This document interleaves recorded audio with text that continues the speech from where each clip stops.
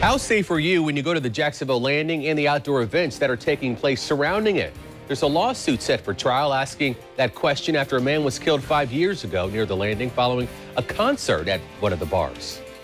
Last night, we also told you about how another lawsuit is also pending against the Landing and the city following this deadly shooting of an armed teenager outside of the Landing earlier this year. It has been one of our most read stories on News4Jax.com.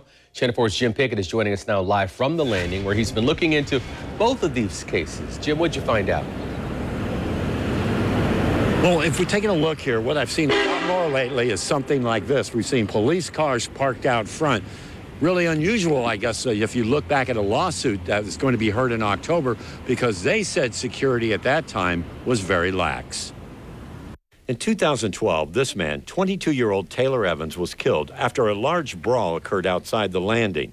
It happened after a concert at a bar at the Landing let out, and people were streaming into the parking lot across the street. Evans and another man thought they saw the driver of a pickup truck that punched another woman, so they ran after him and jumped on the truck, hitting him numerous times through the window. Evans fell off the truck and was run over. He later died. Now his family is suing the Landing and the parking lot owner, saying there just wasn't enough security.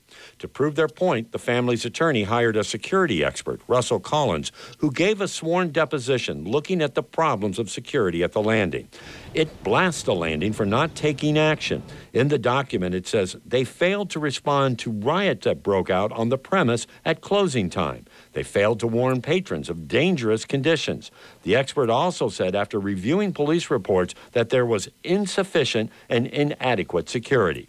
More people equal more risk. In this case, there's a heightened risk because alcohol was involved. That same expert also reviewed other problems at the Landing and reported from 2008 to 2012, in that 4-year period, there were 108 cases of battery and assaults, 218 disturbances, 77 fights, and 258 thefts. We asked our crime and safety analyst, Gil Smith, about this. Do people need to worry going down there?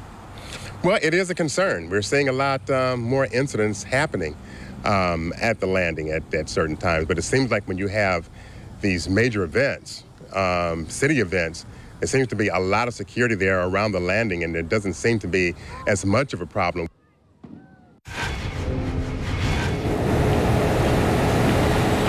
I did contact attorneys on both sides of this case. They didn't want to talk about this because it is going for a jury trial in October. And of course, I called Tony Slayman, the owner of the Landing.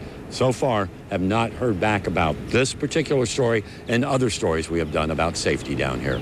We're live at the Landing. Jim Pickett, Channel 4, the local station.